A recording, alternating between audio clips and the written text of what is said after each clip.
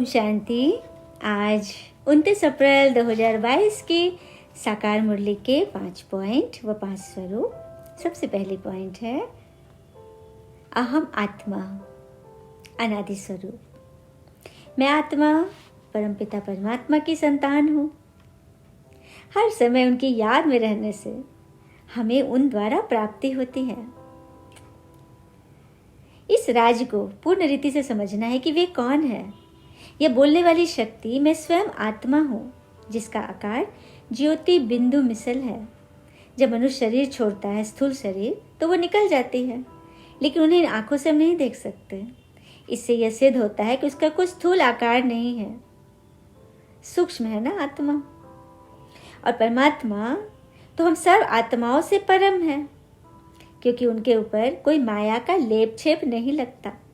हम आत्माओं के ऊपर लगता है, तभी तो हम जन्म मरण के चक्र में आते हैं और हमें वैसा जन्म मिलता है। तो यह है आत्मा और परमात्मा में फर्क।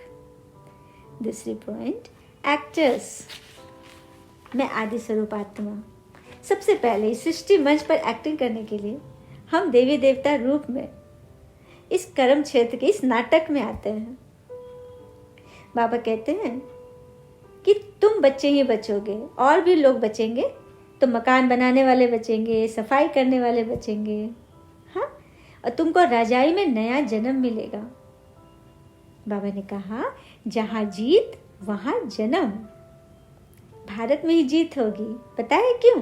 क्योंकि भारत में ही सतयुग स्वर्ग स्थापन होगा। बाकी सब तो खलास हो जाएंगे, ये यूरोपियन कंट्रीज। यहाँ इतने धनवान राजाएं होंगे, साहूकार होंगे। यहाँ के धन दौलत इतनी होगी कि उनके आगे अभी की दौलत तो बर्थ नॉट ए पेनी है।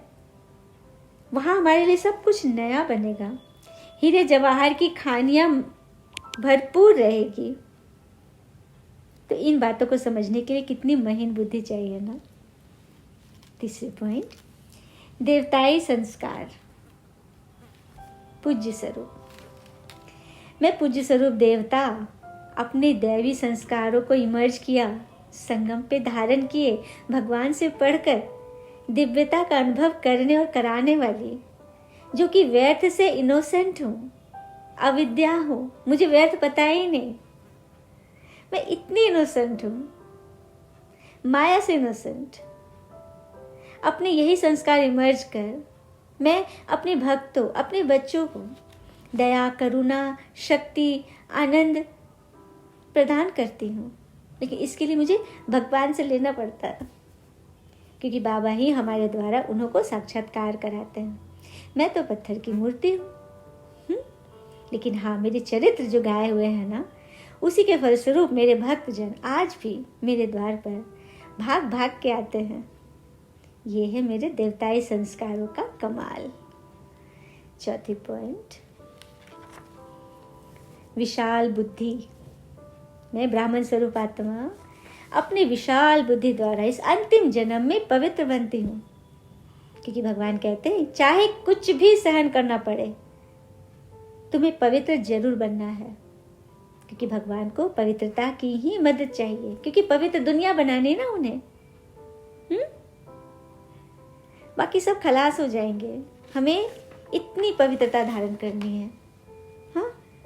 और पवित्रता के बल पर ही तो किस तरह से द्रौपदी ने पुकारा था ना, दुशासन ने किस तरह से उसके साथ किया, ये तो हम सबको मालूम है। तो हमें इस विकारी दुनिया से भगवान की शरण में जाना है, उनसे अपनी लाज बचानी, अपनी आत्मा की, क्योंकि हमारी आत्मा कमजोर हो गई, फंस गई। उसे बचाने के लिए तो भगवान को आना पड़ा है ना। और एक जन्म नहीं, 21 जन्म के लिए भगवान हमारी रक्षा करते हैं। पांचवी पॉइंट, रूहे गुलाब। मैं फरिश्ता स्वरूप। मैं वो गुलाब हूँ जिसमें कोई कांटा नहीं है, और कांटे हैं भी तो मुझे फर्क नहीं है। मैं उनके बीच रहते हुए न्यारी और प्यारी हूँ। तभी तो मैं फरिश्ता बनी हूँ, जिनका फालतू व्यर्थ बातों से कोई रिश्ता नहीं।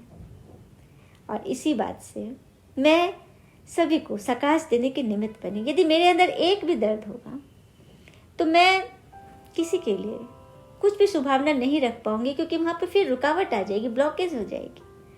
तो उसको खोलो, अपने मन बुद्धि के दरबार खोलो और न्यारे प्यारे बनो, तभी हम ईश्वर के इस काम को अंजाम दे सकेंगे। ओम शांति शांति शांति।